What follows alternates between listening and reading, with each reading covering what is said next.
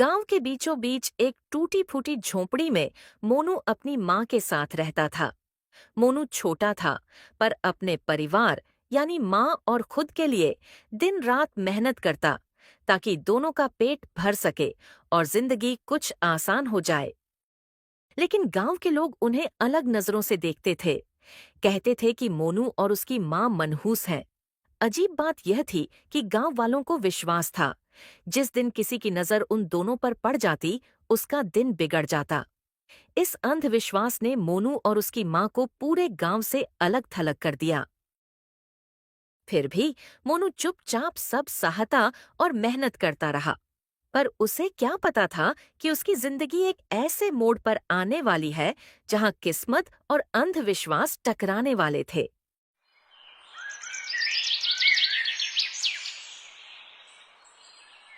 एक दिन जब मोनू गांव के चौराहे से होकर सिर पर लकड़ियां रखकर गुजर रहा था, तभी पास में खड़े एक व्यक्ति ने कहा। अरे राम राम। ये सुबह सुबह मनहूस सूरत लिए हमारे सामने कैसे आ गया? आज का दिन तो पूरा खराब जाएगा। आपने सही कहा भाई। हमारे पूरे गांव और इस राज्य में इसके जैसा मनहूस कोई नहीं है।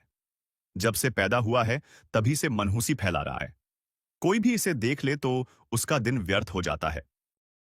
हाँ, मैंने तो यहां तक सुना है कि जो भी व्यक्ति इससे लकड़ियां खरीदता है, उसके साथ कोई न कोई अनहोनी घट जाती है। चल भाई, यहां से निकलते हैं। कहीं ये मनहूस हमारे पास आ गया तो हमारे साथ भी कोई हादसा न हो जाए। ये सब गांव वाले मुझे और मेरी माँ को ताने मारते हैं।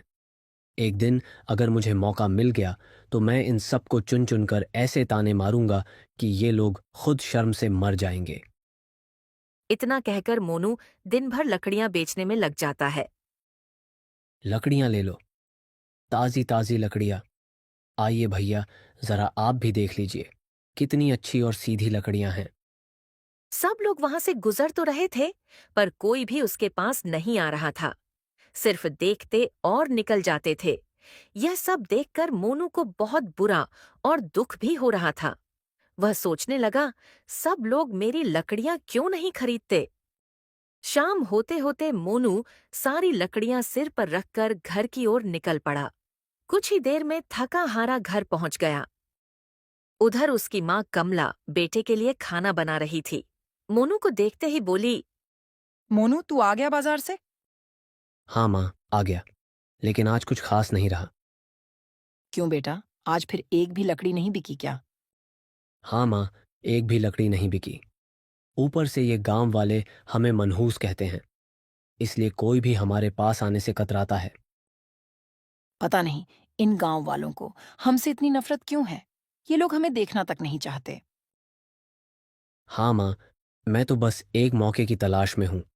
जिस दिन वो मौका मिला, मैं इन गांव वालों को सबक सिखा दूंगा। बेटा, वैसे भी हमारे नसीब में 2 वक्त का खाना चैन से खाना भी नहीं लिखा है। उनकी घमंड तोड़ने की तो दूर की बात है। ऐसे ही कुछ दिन बीत गए। एक दिन मोनू कुल्हाड़ी लेकर जंगल के काफी अंदर चला गया। जंगल घना और विशाल था। चलते चलते वह अपने आप से बड़बड़ाने लगा। हाँ, गांव वाले सच कहते हैं, मैं सच में मनहूस हूं। तभी तो सब मुझसे घृणा करते हैं। मेरे पास कोई काम तक नहीं है, और ऊपर से ये कुल्हाड़ी भी मुझसे ढंग से नहीं चल रही। चलो आगे जाकर देखता हूं, शायद आज के लिए कुछ मिल जाए। इतना कहकर मोनू और अंदर जाने लगा। उसे इस बात का ध्यान भी नहीं रहा कि वह जंगल के किस कोने में जा रहा है। चलते चलते वह उस मायावी जगह पहुंच गया, जहां आज तक कोई इंसान या प्राणी भी नहीं गया था। जब मोनू ने चारों तरफ देखा, तो उसे होश आया कि वह किसी अनजानी और रहस्यमयी जगह पहुंच चुका है। अरे, ये मैं कहाँ आ गया हूं? इस जंगल के इस हिस्से में तो मैं कभी नहीं आया। कुछ अजीब सा लग रहा है। तभी उसे एक सफेद रंग की गाय नजर आती है। उस सुनसान जंगल में उस जगह पर एक पंछी की आवाज तक नहीं आ रही थी। ये गाय इस जंगल में कहाँ से आ गई? और तो और, ये गाय तो काफी सुंदर भी लग रही है। अगर मैं इसे मंडी में ले जाकर बेच दूं तो मुझे इसके बदले में काफी पैसे मिल जाएंगे, और मैं कोई काम शुरू कर सकता हूं। मोनू उसके पास पहुंचकर जैसे ही गाय का सींग पकड़ता है, उसे एक जोरदार बिजली का झटका लगता है। वह कुछ दूर जाकर गिर जाता है। अरे अरे, ये कैसा झटका लगा मुझे। ये कौन सी गाय है जिसमें बिजली जैसे करंट लग रहे हों? ये गाय है या बिजली का खंभा? हो ना हो, ये गाय आम नहीं लग रही। ये कोई साधारण गाय तो बिल्कुल नहीं है। तभी गाय मोनू से कहती है, मैं नंदी हूँ। नंदी कोई आम गाय की तरह नहीं हूँ जिसे तुम छू सको। मैं जादुई गाय हूँ। अगर तुम मनहूस से मेरी रक्षा करोगे तो मैं तुम्हें धन के साथ साथ वरदान भी दूंगी। लोग तुम्हें मनहूस कहना भी छोड़ देंगे और तुमसे वैर भी नहीं करेंगे। अरे, ये तो बहुत अच्छी बात है। मुझे तो ऐसी ही गाय की ज़रूरत थी जो मुझे बिना कुछ किए राजा जैसा बना दे। ठीक है, मुझे मंजूर है। अगर तुम मेरी हमेशा रक्षा करोगे तो तुम्हें अपार धन और समृद्धि मिलेगी, लेकिन तुम्हारे गांव वालों को उसकी कीमत चुकानी होगी। सोच समझकर बोलना। हाँ, मुझे कोई दिक्कत नहीं है। जो चाहो तुम उनके साथ कर सकती हो। मुझे तो बस धन चाहिए, धन। दोनों में रजामंदी हो जाती है। मोनू नंदी को अपने घर ले आता है। मोनू की माँ कमला नंदी को देखकर चौंक जाती है और कुछ देर बाद कहती है, मोनू, तू इस गाय को कहाँ से ले आया है? और ये दिखने में तो बहुत अजीब सी लग रही है। अरे माँ, चुप हो जाओ। किसी को भनक भी नहीं लगनी चाहिए कि हमारे घर में गाय है, क्योंकि ये कोई साधारण गाय नहीं है। इसका नाम है नंदी। क्या सच में बेटा ये साधारण गाय नहीं है? हाँ माँ, हाँ। अब हमें धन और बहुत कुछ मिल सकता है और हम भी गांव में सबसे अमीर बन जाएंगे। गाय को एक कोने में बांध देता है।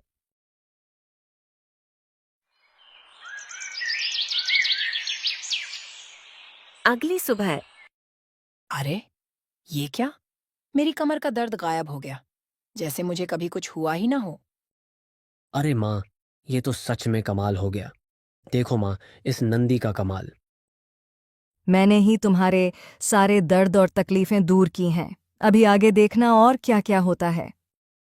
दूसरी ओर गांव में हल्ला मचता है किसी अनहोनी का। अरे अरे भाइयों, सुनो सुनो। हमारे गांव का जो पहलवान था ना, पता नहीं कैसे मर गया। इतना सुनते ही सबके होश उड़ जाते हैं।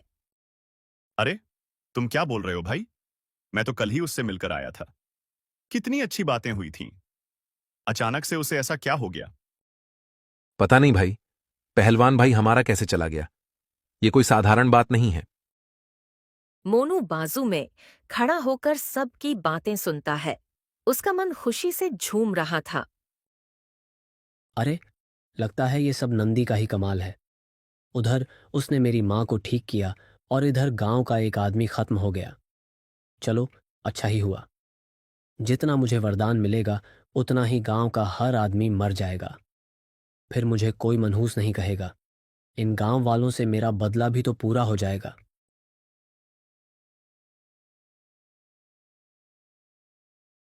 जैसे ही शाम होती है, मोनू नंदी से कहता है, देखो नंदी, अब मुझे तो ढेर सारा धन चाहिए ताकि मैं एक आलीशान घर बना सकूं और कभी भी धन की कमी ना हो। हाँ ठीक है, तुम्हें सब मिलेगा जो तुम मांग रहे हो, लेकिन इसके बदले में गांव वालों को चुकाना होगा। कुछ ही देर में मोनू की आंखों के सामने ढेर सारा धन आ जाता है। ये सब देखकर मोनू और उसकी माँ कमला हैरान रह जाते हैं।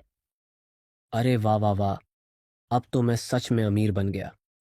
अब हमारे पास किसी भी चीज की कमी नहीं रहेगी। सारे गांव वाले देखते ही रह जाएंगे। हाँ बेटा, लगता है हमारा जीवन सुधर जाएगा, लेकिन इसका पता किसी को भी नहीं चलना चाहिए कि यह धन हमारे पास कहाँ से आया है। हाँ माँ, हम दोनों कभी किसी से कुछ नहीं बताएंगे।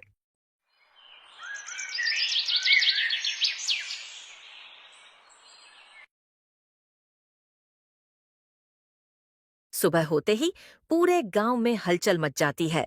पड़ोसन निशा जोर जोर से रो रही थी क्योंकि उसका पति मर चुका था। अरे, ये क्या हो गया मेरे पति को?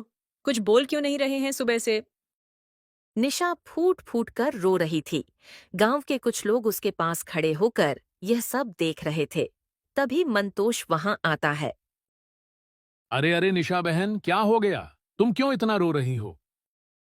क्या बताऊं भाई साहब, मेरे पति सुबह से उठ ही नहीं रहे हैं। पता नहीं इन्हें क्या हो गया है। कल रात को बोले थे कि सुबह जल्दी खेतों की ओर जाना है। कब से उठाने की कोशिश कर रही हूं, पर ये हैं कि उठने का नाम ही नहीं ले रहे। अच्छा, मैं वैद्य को बुलाकर लाता हूं। तुम इनका ध्यान रखना। मंतोष वहां से वैद्य को बुलाने चला जाता है। कुछ ही देर में वह वैद्य को लेकर आता है। वैद्य जी निशा के पति की जांच करते हैं और अपना माथा पकड़ लेते हैं। तभी वैद्य जी कहते हैं। अरे, ये तो बहुत अजीब है। इन्हें तो कोई बीमारी ही नहीं है, फिर भी इनकी मृत्यु हो गई। ये साधारण मृत्यु नहीं है। अरे वैद्य जी, हमारे गांव में ऐसा कुछ दिनों से लगातार हो रहा है। जरूर कोई है जो मनहूसियत फैला रहा है इस गांव में। मैं आप सबसे कहता हूं कि हमें जल्द से जल्द पता लगाना होगा। ये सब किसकी वजह से हो रहा है? ऐसे ही चलता रहा तो हमारे गांव के और भी लोग मरते जाएंगे। ऐसे ही कई दिन बीत जाते हैं।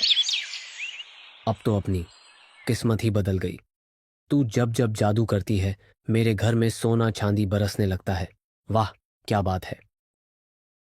लेकिन हर बार कोई न कोई गांव में मर जाता है या फिर कोई बहुत बुरी तरह बीमार पड़ जाता है। मगर इससे मोनू को कोई फर्क नहीं पड़ता। वह आए दिन नंदी से कुछ न कुछ मांगता ही रहता है। इसी बीच गांव के कई लोग खत्म हो जाते हैं। अरे भाई लोगों सुनो, कल फिर शंकर मर गया। और सुनो, अचानक मोहन की तबीयत भी बिगड़ गई। पता नहीं कैसे हो रहा है। ऐसे ही चलता रहा तो हमारे गांव में और भी लोग मरते जाएंगे। और अजीब बात यह है, तभी मोनू के घर में बरकत हो रही है। जरूर कोई रहस्य है इन दोनों बातों में। हाँ, तूने तो बिल्कुल सही कहा। मुझे भी कई दिनों से मोनू पर शक हो रहा है। हमें इसका पता लगाना ही होगा। जब से वह मनहूस लकड़हारा अमीर बना है, तब से ही इस गांव में अनहोनी हो रही है। और नहीं तो क्या, पहले तो हम उसे मजाक में मनहूस कहकर चिढ़ाते थे, लेकिन अब लगता है सच में वही बर्बादी की वजह है। चलो, सब गांव वालों को इकट्ठा करके उसके घर चलते हैं। सभी गांव वाले इकट्ठा होकर मोनू के घर के बाहर आ जाते हैं। अरे मोनू, बाहर आ। अरे, क्या बात है? क्यों चिल्ला रहे हो भाई? तू सच में इस गांव के लिए मनहूस है। पहले तो हम मजाक में कहते थे, लेकिन तूने तो साबित कर दिया। जब से तू अमीर बना है, तब से गांव में मौतें हो रही हैं। तू हमारे लिए अपशगुन बन गया है। अब बता, सच सच क्या कर रहा है तू, जिसकी वजह से गांव वाले मर रहे हैं? हाँ हाँ हाँ।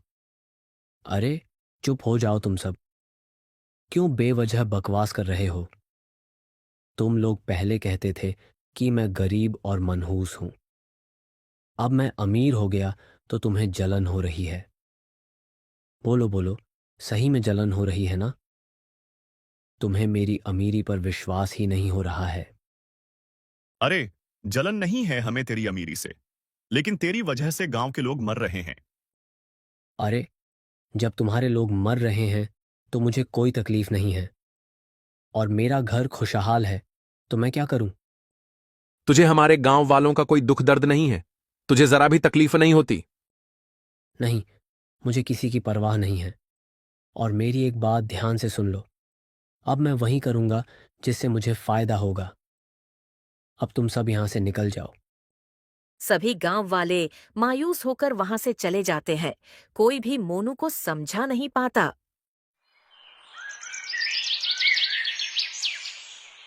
एक दिन आधी रात को मोनू देखता है कि नंदी चुपके से कहीं जा रही है।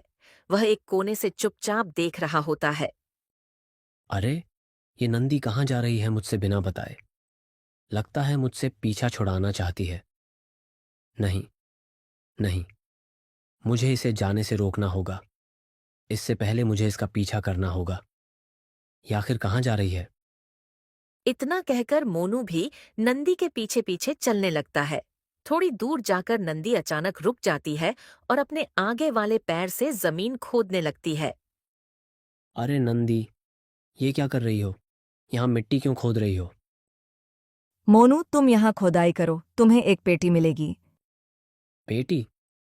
अगर उसमें खजाना निकला तो आज फिर मज़ा ही आ जाएगा और फिर कोई गांव वाला मारा जाएगा। कितनी आनंद की बात होगी। मोनू मिट्टी खोदने लगता है। कुछ ही देर बाद उसे एक पुरानी और अजीब सी पेटी मिलती है। इसमें ऐसा क्या है नंदी जो इतने अंदर दबा हुआ था? इसमें तो वह है जो तुमने कभी सोचा भी नहीं होगा। ऐसा क्या है जो मेरी समझ से परे है? इसमें मेरे पहले मालिक की अस्थियां हैं, क्योंकि वह मेरे काम में सफल नहीं हो पाया। ये सुनकर मोनू के पसीने छूट गए। उसने सोचा। कहीं मैंने कोई बड़ी गलती तो नहीं कर दी? मोनू हड़बड़ाकर नंदी से पूछता है। ना। नंदी, पहले मालिक की अस्थियां? हाँ, मैंने उसे अपार धन दिया था, लेकिन जब मेरी बारी आई मदद करने की तो वह असफल रहा और मारा गया। ए, तुम क्या कह रही हो नंदी? वह चीज क्या थी जिसके कारण वो मारा गया? मोनू, अब समय आ गया है कि मैं तुम्हें सच बता दूं। मैंने अब तक तुम्हारी बहुत मदद की और तुम्हें गरीबी और मनहूसियत से बाहर निकाला। अब मेरी बारी है, तुम्हें मेरी मदद करनी होगी। मदद? कैसी मदद? तुम तो एक गाय हो। तुम्हारे लिए मैं भला क्या कर सकता हूं? नहीं, नहीं, मैं गाय नहीं हूं मोनू। मैं एक श्रापग्रस्त आत्मा हूं और सिर्फ तुम ही मुझे इस श्राप से मुक्त कर सकते हो। क्या? तुम श्रापग्रस्त आत्मा हो? लेकिन तुम्हारे साथ ये सब कैसे हुआ और क्यों? मैं पहले एक राज्य की राजकुमारी माधुरी थी। मैं बहुत घमंडी थी अपनी सुंदरता पर। एक बार मैंने गलती से एक साधु बाबा को पेड़ पर उल्टा लटका दिया। उन्होंने मुझे श्राप दे दिया। तब से मैं गाय के रूप में भटक रही हूं। जब तक कोई अपनी जान की बलि न दे, मैं इसी रूप में रहूंगी। और अगर कोई तुम्हारी मदद न करे तो उसका अंजाम वही होगा जो मेरे पहले मालिक का हुआ। उसे अपनी जान गंवानी होगी। देखो, उसकी अस्थियां तुम्हारे सामने हैं। मगर तुम चाहती हो कि मैं अपनी जान दे दूं? हाँ, लेकिन मैं तुम्हें एक विकल्प देती हूँ। या तो तुम अपनी बलि दो या अपनी माँ कमला की। मुझे एक जीवन चाहिए, तभी मैं मुक्त हो सकती हूँ। अरे, मुझे माफ कर दो। मैं लालच में आ गया था। मुझे जाने दो। अब से मैं इंसान बन जाऊंगा, हमेशा के लिए। तुम मेरे साथ ऐसा मत करो। मोनू, जब मैंने तुम्हें वरदान दी थी, तभी कही थी कि यह वरदान अभिशाप भी बन सकता है। तुम लालच में पड़ गए हो। अब तुम्हें मेरा काम करना ही पड़ेगा। तुम्हारे पास सिर्फ एक दिन का समय है। सोच समझकर फैसला करना। मोनू निराश और भरे मन से घर की ओर लौटता है। मोनू, तू इतनी रात को कहाँ चला गया था, वो भी बिना बताए? और नंदी नहीं दिख रही है, वो कहाँ है? अरे माँ, वो कोई नंदी बंदी नहीं है। वो तो राज्य की श्रापित राजकुमारी है, जिसने हमें इतना सारा धन दिया है। लेकिन अब उसके बदले में हम दोनों में से किसी एक को अपनी बलि देनी होगी। क्या क्या कह रहा है बेटा? हाँ माँ, चाहे मेरी बलि ले या तुम्हारी, हम दोनों अब इस श्राप में फंस चुके हैं। लेकिन माँ, मैं आपको खोना नहीं चाहता। मैं अपनी बलि दूंगा। नहीं बेटा, मैं दूंगी अपनी बलि। तू आराम से इस घर में रह। मेरा जीवन अब कितना बचा है? तुझे तो अभी बहुत जीना है। नहीं, नहीं माँ, तुम नहीं जाओगी। मैं तुम्हें मरने नहीं दे सकता। तुम मेरे लिए बहुत प्रिय हो माँ। बेटा, ये वक्त दिल से सोचने का नहीं है, बल्कि दिमाग और सूझबूझ से सोचने का है। इतना कहकर कमला घने जंगलों में चली जाती है। रात का अंधेरा और लोमड़ी की आवाज आ रही थी। मोनू भी एक कोने में रोने लगता है। तभी नंदी कमला के सामने आ जाती है। जल्दी बोलो कमला, तुमने क्या फैसला किया है? मैं तैयार हूँ बलि के लिए। उसके बदले में तुम मेरे बेटे को छोड़ देना। ध्यान रहे, कभी भी तुम वहां से वापस नहीं आ सकती। मुझे मंजूर है नंदी। तुम भी अपना वचन मत भूलना। नंदी अपने जादू से कमला को गायब कर देती है। उसी पल वह गाय से बदलकर राजकुमारी के रूप में आ जाती है और वहां से अपने महल की ओर चली जाती है। उधर मोनू अपने कमरे में गहरी नींद में सोया था। तभी उसके सपने में उसकी माँ की आवाज गूंजती है। बेटा, मुझे तुम बचा लो। मैं अंधेरी दुनिया में हूँ, बिल्कुल अकेली। हाँ, हाँ, ये क्या? माँ तो मेरे सपने में आई है, मतलब माँ जिंदा है। मुझे उन्हें बचाना ही होगा। कहीं ना कहीं कोई तो रास्ता होगा। उसका पता मुझे वही नंदी बता सकती है। सुबह होते ही मोनू नंदी को खोजने के लिए घने जंगलों में चला जाता है। मोनू जंगल के हर कोने में ढूंढता है, मगर उसे नंदी कहीं दिखाई नहीं देती। अब मैं क्या करूं? नंदी तो कहीं मिल ही नहीं रही। मैं अपनी माँ को कैसे बचाऊं? कुछ भी करके मुझे अपनी माँ को उसके जाल से बचाना ही होगा। तभी मोनू के दिमाग में एक विचार आता है। हाँ, वो राजकुमारी थी। शायद वो राजमहल में मिल सकती है। वहां से निकलकर वह राजमहल की ओर चल देता है।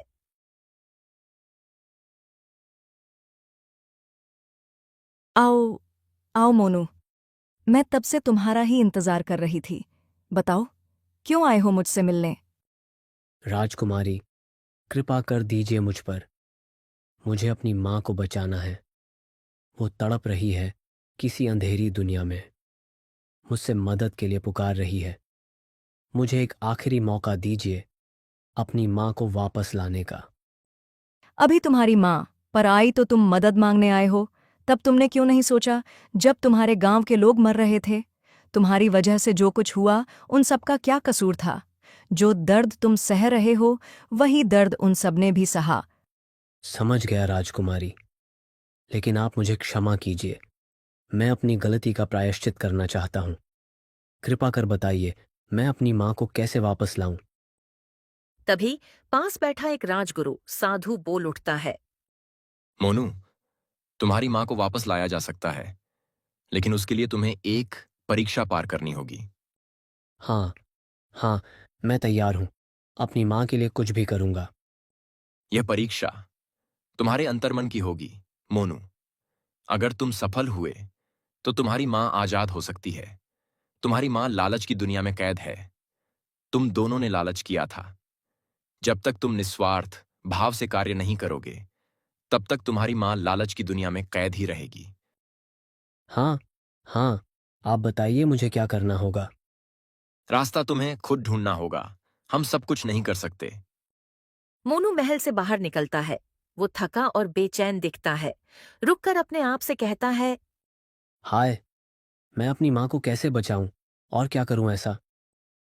मोनू गांव में पहुंचते ही एक पेड़ के नीचे बैठ जाता है। कुछ देर बाद मोनू आगे बढ़ने लगता है। तभी उसे एक बूढ़ी औरत रोती हुई दिखाई देती है। ये कौन है जो रो रही है और इतनी देर से रो रही है? अरे बेटा, क्या तुम मेरी मदद करोगे? तुम मुझे अच्छे इंसान लगते हो।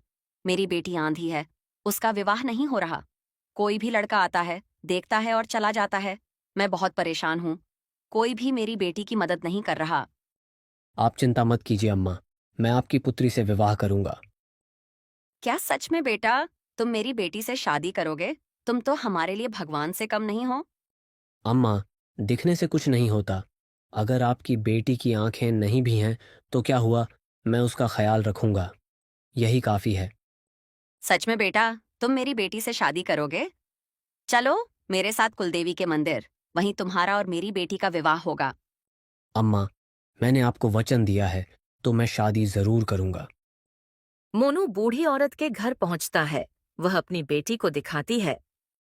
देखो मोनू बेटा, यही मेरी बेटी है। कितनी खूबसूरत है ना? अम्मा, ये तो एक हिरण है। ये कैसे संभव है? हाँ बेटा, मैंने इस हिरण को बचपन से पाली हूँ। अब सोच रही हूँ इसका विवाह कर दूं। अम्मा, मैं एक हिरण से कैसे शादी कर सकता हूँ? वो जानवर है और मैं इंसान हूँ। अगर तुमने मना किया तो मैं और मेरी बेटी यहीं आत्महत्या कर लेंगे। अम्मा, अब मैं फंस चुका हूँ। मैंने आपको वचन दिया है, इसलिए मैं विवाह के लिए तैयार हूँ। तो चलो हमारे साथ कुलदेवी के मंदिर। ठीक है अम्मा, मैं तैयार हूँ। मोनू, हिरन और बूढ़ी औरत तीनों कुलदेवी के मंदिर पहुंच जाते हैं। यही हमारा पवित्र मंदिर है। यहीं विवाह होगा, लेकिन पहले मुझे कुछ आवश्यक सामग्री लानी होगी। तुम यहीं रुकना, मैं अभी आती हूँ। ठीक है अम्मा, मैं इंतजार करूंगा। बूढ़ी औरत चली जाती है। तभी हिरण मोनू से बोलती है, तुम यहाँ से भाग जाओ, ये जगह तुम्हारे लिए सुरक्षित नहीं है। तुम कैसे बोल सकती हो? ये तो बड़ी अजीब बात है। क्योंकि मैं सचमुच हिरन नहीं हूँ, मैं एक मछुआरे की बेटी हूँ। इस बूढ़ी औरत ने अपने जादू से मुझे हिरन बना दिया है। अब वह मेरी और तुम्हारी बलि चढ़ाकर और शक्तिशाली बनना चाहती है। क्या? अगर ऐसा है तो मैं तुम्हें छोड़कर नहीं जाऊंगा। चलो, यहाँ से भाग चलते हैं। अगर तुम मेरी मदद करोगे तो तुम भी मारे जाओगे। कृपया चले जाओ और अपनी जान बचाओ। नहीं, मैं तुम्हें अकेला मरने नहीं दूंगा। पास ही एक पवित्र झील है, उसमें स्नान करने से तुम अपने असली रूप में लौट आओगी। ठीक है, मैं तुम्हारे साथ चलती हूँ। दोनों झील की ओर भागते हैं। झील के पास पहुंचते ही एक रहस्यमयी आवाज आती है। रुक जाओ, तुम कहाँ जा रहे हो? मुझे इस झील में स्नान करने दो। मैं श्राप से मुक्त होकर अपने असली रूप में आना चाहती हूँ। लेकिन पहले तुम्हें मन की परीक्षा देनी होगी। क्या तुम तैयार हो? हाँ, मैं तैयार हूं। मैं अपनी आत्मा और बुद्धि से सही उत्तर दूंगा। बताओ, सत्य और निस्वार्थ में सबसे बड़ा कौन है? जो अपने स्वार्थ और लालच को त्याग कर दूसरों के लिए जीता है, वही सबसे महान है। वही सच्चा दानवीर है। तुमने सही उत्तर दिया। तुम्हारी परीक्षा सफल रही। हिरन झील में स्नान करती है और तुरंत एक सुंदर युवती में बदल जाती है। तुम्हारी मदद ने मेरा श्राप तोड़ दिया। अब मैं स्वतंत्र हूँ। तुम्हारा धन्यवाद। किसी की मदद करना ही मेरी असली जिम्मेदारी है। अब चलो, मैं तुम्हें गांव छोड़ देता हूँ।